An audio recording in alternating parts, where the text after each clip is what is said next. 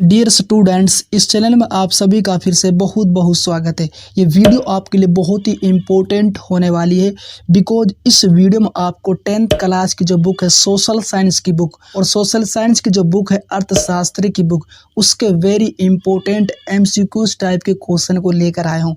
और यह जो क्वेश्चन बहुत ही इम्पोर्टेंट क्वेश्चन है हमारे आने वाले बोर्ड एग्जाम के लिए, इसीलिए इस वीडियो को पूरा देखना, स्किप नहीं करना। वीडियो अच्छी लगी तो वीडियो को लाइक करना, चैनल को सब्सक्राइब करना है। अब हम चलते हैं इन इम्पोर्टेंट क्वेश्चन की तरफ। बुक का जो फर्स्ट क्वेश्चन इस प्रकार से, विकास में लोग क्या चाहते हैं। ये question very very important question, 100% question board exam में आ सकता है। तो इसका सही आंसर वो हो जाएगा ऑप्शन डी, उपयुक्त सभी। क्या है इसका सही आंसर है, यानी इसका जो राइट आंसर ऑप्शन डी इसका सही आंसर हो जाएगा। विकास में जो लोग हैं ज्यादा आय, इसके अलावा स्वतंत्रता और सुरक्षा, ये तीनों जो है विकास में लोग चाहते हैं, इसीलिए इसका सही आंसर वो हो जाएगा ऑप्शन डी, उपयुक्त सभी। क्वेश्चन नंबर सेकंड, कुल राष्ट्रीय आय तथा रिक्त स्थान के भागफल को प्रति व्यक्ति आय कहते हैं। यानी जो रिक्त स्थान है इसमें क्या आएगा यह बताना है। तो इसका सही आंसर वो हो जाएगा ऑप्शन बी, कुल जनसंख्या। क्या है ऑप्शन बी इसका सही आंसर है, यानी कुल राष्ट्रीय आय तथा कुल जनसंख्या के भागफल को प्रति व्यक्ति आय कहते हैं, इसीलिए इसका सही आंसर ऑप्शन बी है। क्वेश्चन नंबर थर्ड, निम्नलिखित में से किस राज्य में साक्षरता दर सबसे कम है। यानी ऐसा कौन सा राज्य है जिसमें साक्षरता दर है जो सबसे कम है। तो इसका सही आंसर वो हो जाएगा ऑप्शन सी, बिहार में। कहाँ पर ऑप्शन सी इसका सही आंसर हो जाएगा, बिहार में जो है साक्षरता दर सबसे कम है। और सबसे ज्यादा जो है केरल राज्य में है। किसमें है, केरल राज्य में सबसे ज्यादा है और सबसे कम बिहार में है। क्वेश्चन नंबर 4 है, किस राज्य का मानव विकास सूचकांक सबसे ऊपर है। यानी ऐसा कौन सा राज्य है जिसका जो मानव विकास सूचकांक है सबसे ऊपर है।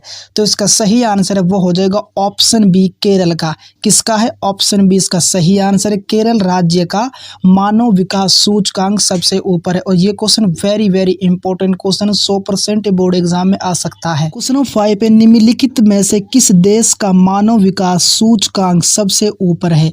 ऐसा कौन सा देश है निम्नलिखित में से जिसका जो मानव विकास सूचकांक है सबसे ऊपर है। तो इसका जो सही आंसर है वो हो जाएगा ऑप्शन सी, श्रीलंका। कौन सा देश है, ऑप्शन ए इसका सही आंसर हो जाएगा। श्रीलंका देश का मानव विकास सूचकांक सबसे ऊपर है, जिसका जो रैंकिंग स्थान है वो है 73। कितना है, 73 है। और भारत का जो रैंकिंग स्थान जो है मानव विकास सूचकांक में वो है वर्तमान में 132 और श्रीलंका का 73। क्वेश्चन नंबर 6 है, सन 2001 की जनगणना के अनुसार महिला साक्षरता प्रतिशत कितना रहा। यानी सन 2001 की जनगणना के अनुसार हमें महिला साक्षरता प्रतिशत बताना कितना रहा था। तो इसका जो सही आंसर है वो हो जाएगा ऑप्शन सी, 53.67% रहा था सन 2011 की जनगणना के अनुसार। कितना रहा था, ऑप्शन ए इसका सही आंसर है। ये था सन 2011 की जनगणना के अनुसार महिला साक्षरता प्रतिशत। क्वेश्चन 7 है, सन 2001 की जनगणना के अनुसार पुरुष साक्षरता प्रतिशत कितना रहा। अब हमें सन 2001 की जनगणना के अनुसार पुरुष साक्षरता प्रतिशत बताना कितना रहा था। तो इसका जो सही आंसर है वो हो जाएगा ऑप्शन सी, 75.26%। कितना रहा था, ऑप्शन सी इसका सही आंसर है। अगर बोर्ड एग्जाम में पूछे 2001 की जनगणना के अनुसार कुल साक्षरता प्रतिशत कितना रहा, तो आपको बताना 64.84%। कितना रहा था, ऑप्शन बी इसका सही आंसर है। और महिलाओं को जो साक्षरता प्रतिशत रहा था वो रहा था 53.67%, ऑप्शन डी। क्वेश्चन नंबर 8, सन 2011 की जनगणना के अनुसार पुरुष साक्षरता प्रतिशत कितना रहा। ये question very very important question, board exam में क्वेश्चन आ सकता है।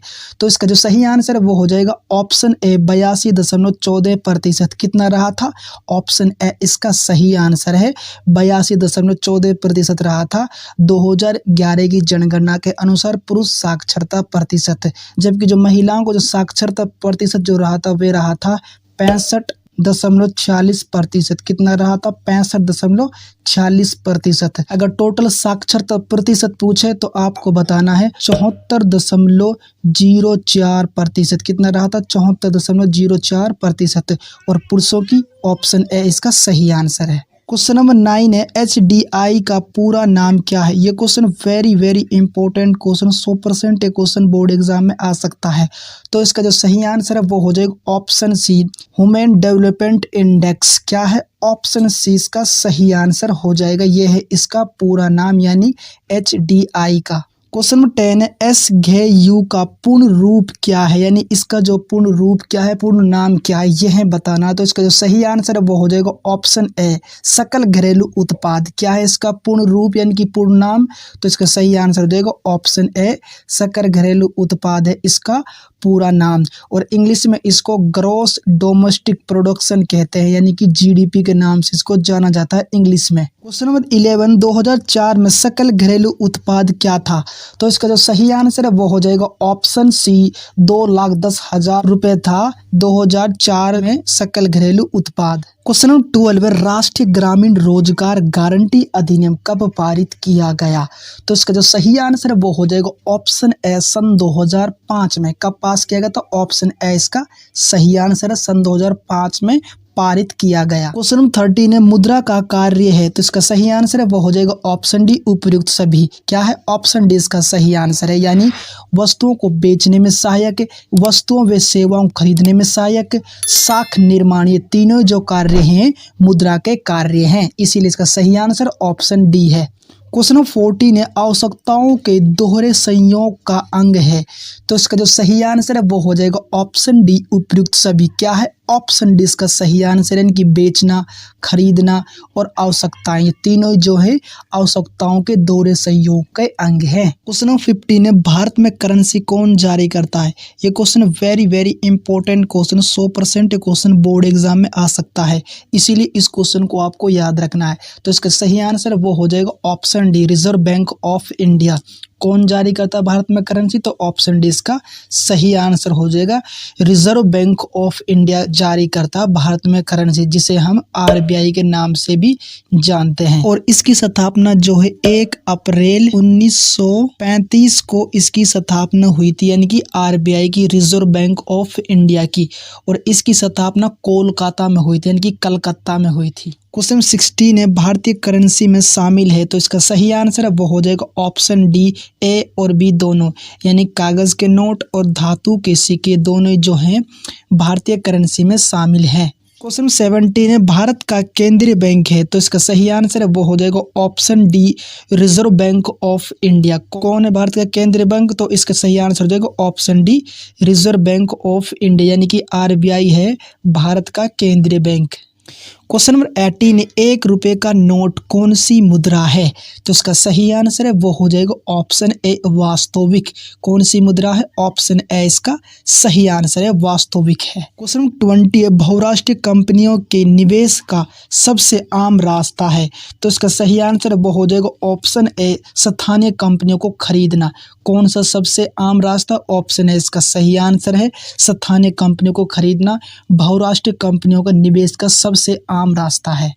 क्वेश्चन 26 है फोर्ड मोटर किस देश की कंपनी है? तो इसका सही आंसर है वो हो जाएगा ऑप्शन डी, अमेरिका की। किस देश की कंपनी? ऑप्शन डी इसका सही आंसर है, फोर्ड मोटर जो कंपनी है अमेरिका देश की कंपनी है। और यह जो भारत में 1995 में आई थी, यह कंपनी कब आई थी? 1995 में आई थी, और ये कंपनी अमेरिका की है।